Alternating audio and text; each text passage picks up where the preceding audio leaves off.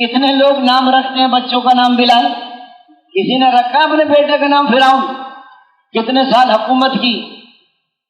اللہ تعالیٰ نے ایک دن میں 16 لاکھ کو چوہے کی موت مار دیا، حضرت موسیٰ علیہ السلام کو 6 لاکھ کو پار کر دیا۔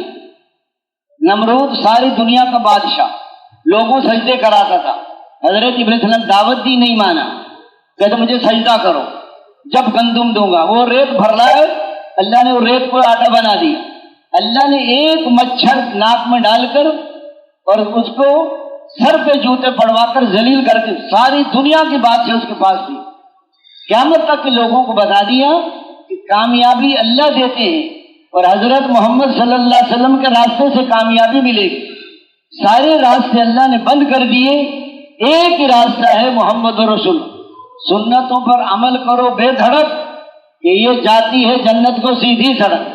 ابن آدم ایک تو تیری چاہت ہے اور ایک میری چاہت ہے، اگر تو وہ کرے گا جو میری چاہت ہے تو میں وہ بھی عطا کر دوں گا جو تیری چاہت ہے، اگر تو نے کی مخالفت اس کی جو میری چاہت ہے تو تھکا دوں گا تجھے اس میں جو تیری چاہت ہے، اور ہوگا پھر بھی وہی جو میری چاہت ہے۔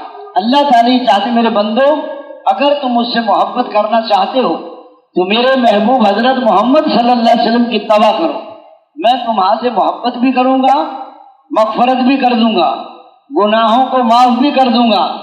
راستہ ایک ہی ہے، لیکن پہلے یقین بدلے گا، پھر عمل بدلتے ہیں، پھر اللہ راضی ہو جاتے ہیں، پھر حالات اچھے ہو جاتے ہیں۔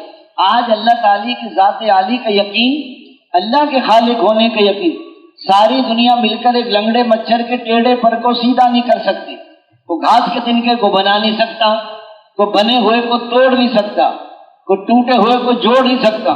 کیا تم پیدا کرتے ہو یا ہم پیدا کرتے ہیں؟ یا بارش تم برساتے ہو یا بارش ہم برساتے ہیں؟ یا کھیتی تم اگاتے ہو یا کھیتی ہم؟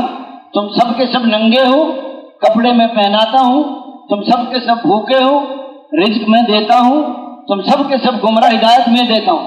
اس لیے فرمایا دوستوں بزرگوں بھائیوں، اللہ کے ذرا بازوں میں طاقت آ گئی۔ مول صاحب آپ کو تو مل جاتا ہے، ہم تو کما کر کھاتے۔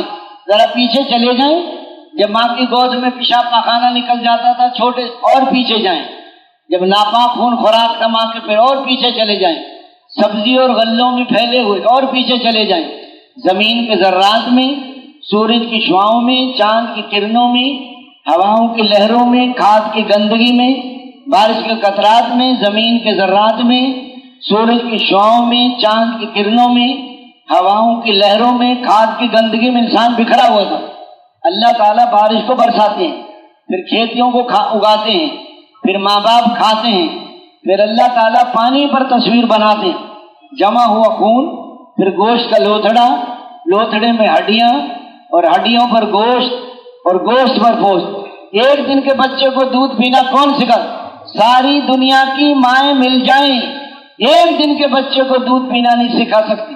بچہ چھوٹا ہو تو پتلا دودھ پلاتے، بچہ بڑا ہو جائے دودھ کو گاڑھا کر دیتے ہیں، سردی ہو ماں کی چھاتی سے گرم دودھ پلاتے ہیں، اور گرمی ہو تو ٹھنڈا دودھ پلاتے ہیں۔ اب یہ روٹی بوٹی کھائے گا تو دانت کس کے خزانے سے آئیں؟ اللہ کے خزانے سے۔ جب آدمی ماں کے پیٹ میں ایک راستہ ناف کا جب کٹتا ہے تو بچہ روتا ہے، پھر ماں کی چھاتی 2 دودھ کے چشمے جاری کر دیتے ہیں، 2 سال کے بعد ماں دودھ چھوڑاتی ہے، پھر چیخیں مارتا، چھوڑتا نہیں، بڑی مشکل سے ماں چھوڑاتی ہے۔ اس کا یہ یقین بن جاتا ہے کہ بھئی یہی 2 راستے، پھر اللہ 4 راستے کھول دے، مغرب، مشرق، شمال، جنوب، روٹی بوٹی، سبزیاں، فروٹ۔ پھر جب آدمی دنیا سے جاتا ہے پھر 8 دروازے جنت کے کھل جاتے ہیں، لیکن محنت کرتے کرتے یقین آ جاتا ہے آدمی کا۔ اس لیے فرمایا دوست بزرگوں بھائیوں، اللہ تعالیٰ اپنی قدرت سے بکو، اس لیے چھوٹے بچے کو رزق دینے والا، اور ٹوٹی ہڈی کے جوڑ دینے والا، اور پیاسوں کی پیاس بجھانے والا، اور بھوکوں کے پیٹ بھرنے والا، اور ننگوں کو کپڑا پہنانے والا، مسافر کو ٹھکانہ دینے والا، اور مجبوروں کی پکار سننے والا، بے سہاروں کا اکیلا ہے تو دوسرا اللہ ہے، اور 2 ہیں تو تیسرا۔ اس لیے فرمایا ایک دن کے بچے کو دودھ پینا کون سکھا؟ ساری دنیا کی مائیں مل جائیں، ایک دن کے بچے کو دودھ پینا نہیں سکھا سکتی۔ اس لیے دوست بزرگوں بھائیوں، اللہ کے خالق ہونے کا یقین آ جاتا تو اللہ کے احسانات میں یہ دب جاتا اور اللہ کے مالک ہونے کا یقین آ جاتا۔ ہم کسی چیز کے مالک نہیں، ہر چیز کا مالک۔ آنکھوں کا مالک میں نہیں ہوں، آنکھوں کا مالک اللہ نے آنکھیں امانت دی ہیں، اس کو دیکھو اس کو نہ دیکھو۔ اگر ماں باپ کو فرما بردار بیٹا بیٹی محبت کی نگاہ سے دیکھے تو مقبول حج کا ثواب، یا چلا کوئی 100 دفعہ دیکھے کہ 100 حجوں کا ثواب۔ لیکن پانی تو دیتا نہیں امی ابو کو اور محبت سے دیکھ رہا ہے، اس کو کچھ نہیں ملے گا۔ فرما بردار بیٹی بیٹا، فرما بردار، اس لیے فرمایا ہم کسی چیز غیر محرم کو دیکھو تو حرام، اس لیے فرمایا ہم کسی چیز حضور صلی اللہ علیہ وسلم میں 4 حدیثیں ہیں، 4000 حدیثوں کا خلاصہ ہیں۔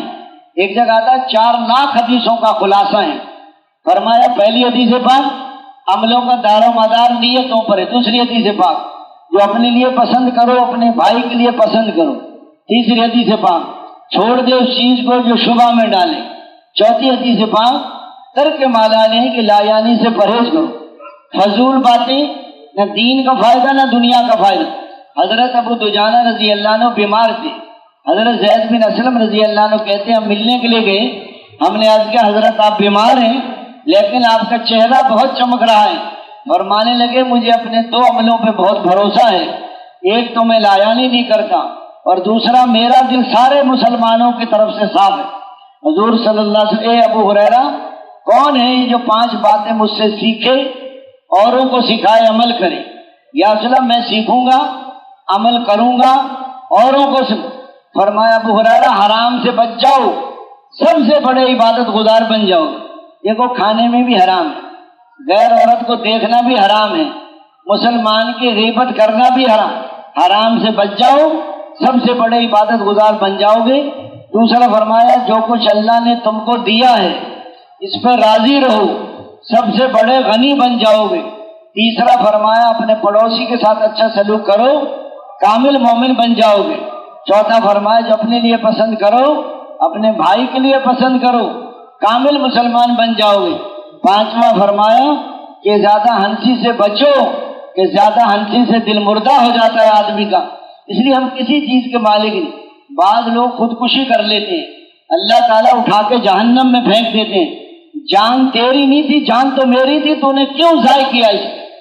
ہم کسی چیز کے مالک، اللہ کے مالک ہونے کا یقین آ جاتا تو فرمایا کبھی اپنے اعضاء جوارے کو اور اللہ کے رازق ہونے کا یقین آ جاتا تو کبھی رزق کمانے میں اللہ کا حکم نہ توڑتا، دھوکہ نہ دیتا، جھوٹ نہ بولتا، رشوت نہ لیتا، کم نہ تولتا، ملاوٹ نہ کرتا۔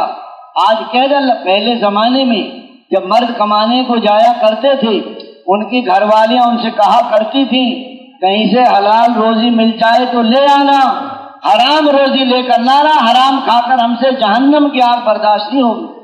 ایک دفعہ حضرت ابن عباس رضی اللہ عنہ حج کا قافلہ لے کے جا رہے تھے، راستے میں ایک بندہ مر گیا، قبر کھودی تو سانپ نکل آیا، پھر قبر کھودی تو سانپ، پھر قبر کھودی تو فرمایا حضرت ابن عباس نے فرمایا کہ اس کو سانپ کے ساتھ ہی دفن کرو۔ واپس حج کر کے واپس آئے، ان کے گھر گئے، ان کی گھر والی سے پوچھا تمہارے میاں کیا کرتے تھے؟ کہ غلے کی تجارت کرتے تھے۔ کیسے کرتے تھے؟ کہ غلہ نکال لیتے تھے، اس کی جگہ بھوسا بھر دیتے تھے، اس کی جگہ وہ بھوسے کی جگہ سانپ بن گیا۔ آج بعض لوگ ڈیوٹی پہ تو جاتے نہیں ہیں اور تنخواہ لے کر آتے۔ ہر آدمی اپنی تجارت کے متعلق مسائل پوچھو، مزدور مزدوری کے متعلق پوچھیں، زمیندار زمیندارے سے متعلق پوچھیں، پوچھ کے کرو گے تو دین بنے گا۔ اگر اپنی مرضی سے چلو گے تو یہ کمائیاں تمہاری غلط ہو جائیں گی۔ جب آج قیامت سوال ہوگا مال کیسے کمایا تو کیسے خرچ کیا، اپنے علم پر کیا عمل کیا، زندگی کہاں گزار دی، جوانی کہاں لگائی، سب سے بڑا سوال ہوگا کمائیوں کے بارے میں۔ اب لوگ بعض کمائیوں کے بارے میں پوچھتے ہیں لیکن خرچ کرنے کے بارے میں نہیں پوچھتے۔ 20 لاکھ کی گاڑی اور پیسے 50 لاکھ کی گاڑی، پھر 1 کروڑ کی گاڑی۔ اس دن ایک آدمی بتا رہا تھا، ایک آدمی اسلام آباد سے جا رہا تھا ادھر میران شاہ کی، 18 کروڑ کی گاڑی۔ وہ کہتے ہیں کہ ایسا ایکسیڈنٹ ہوا، ڈرائیور بچ گیا اور گاڑی بھی برباد ہو گئی، خود بھی مر گیا۔ آدمی یہ سمجھتا ہے کہ قیمتی گاڑی بیٹھنے سے قیمتی بن جائیں گے۔ ارے گاڑیوں بیٹھنے سے قیمتی نہیں بنتا، تقوی سے قیمتی بنے گا، طہارت سے، صبر سے، شکر سے، حضور کی اطاعت سے، اللہ کے دین پہ چلنے سے اللہ کے نزدیک قیمتی بنتا ہے آدمی۔ دنیا بری نہیں، دنیا کا استعمال غلط ہوگا تو یہ آدمی کو برباد کر دیتا ہے۔ آج اپنے اپنے مسائل پوچھو، زندگی گزارو۔ اس لیے فرمایا حضور کے طریقے میں کامیابی کا یقین اور غیروں کے طریقوں میں ناکامی کا یقین۔ طریقہ سیکھ لیا، طریقے میں کامیابی کا یقین نہ سیکھا، جب عمل اور شکل کا مقابلہ ہوگا تو عمل کو چھوڑے گا اور سچ بولے 1 لاکھ دینا پڑتا ہے، جھوٹ بول دو 1 لاکھ آ جائے گا۔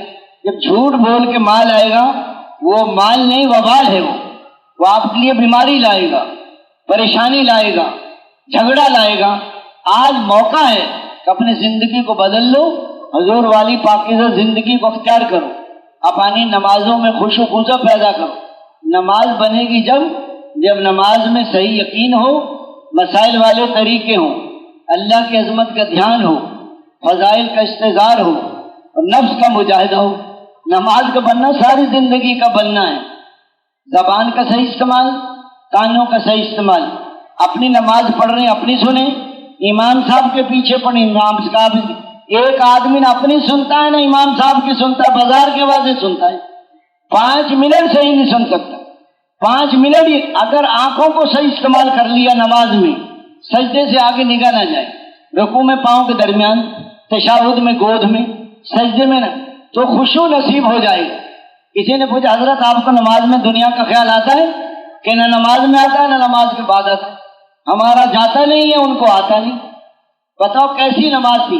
حضرت عمر بن عاص رضی اللہ عنہ کو بیٹے کی شادی ہوئی، پہلی رات کے دلہن کے پاس گئے، بیوی سے کہا 2 رکعت نماز پڑھ لوں، بیوی نے کہا پڑھ لی۔ 2 رکعت کی نیت باندھی، صبح سحری تک پورا قرآن ختم کر دیا 2 رکعت میں، پھر روزہ رکھ لیا۔ اگلے دن پھر گئے بیوی کے پاس، 2 رکعت نماز پڑھ لوں، بیوی نے کہا پڑھ لے۔ 2 رکعت کی نیت باندھی، صبح سحری تک پورا قرآن ختم، پھر روزہ رکھ۔ تیسرے دن سسر نے پوچھا بہو سے بیٹے کو کیسا پایا؟ بہو نے بتا دیا بیٹا بڑا نیک ہے، سارے دن روزہ رکھتا ہے، ساری رات نماز پڑھتا ہے۔ حضور کی خدمت میں لے کر گئے، حضور نے فرمایا تیری بیوی کا بھی حق ہے اور تیرے بدن کا۔ اسے فرمایا جو پہلی رات کی دلہن کو بھول گئے، ہمیں نہیں فرمایا، ہمیں تو ماشاءاللہ پہنچے ہوتے ہیں ہر وقت۔ تو دوستوں بزرگوں بھائیوں، کیسی نماز تھی! یا تو عالم بنو، یا طالب علم بنو، یا علم کو توجہ سے سننے والے بنو، یا علم اور علم والوں سے محبت کرنے والے بنو، اور 5ویں قسم کے نہ بنو ورنہ ہلاک ہو جاؤ گے۔ 5ویں کسی علم اور علم والوں سے بغض رکھنا۔ علم بڑی دولت ہے، علم عمل کا امام ہے،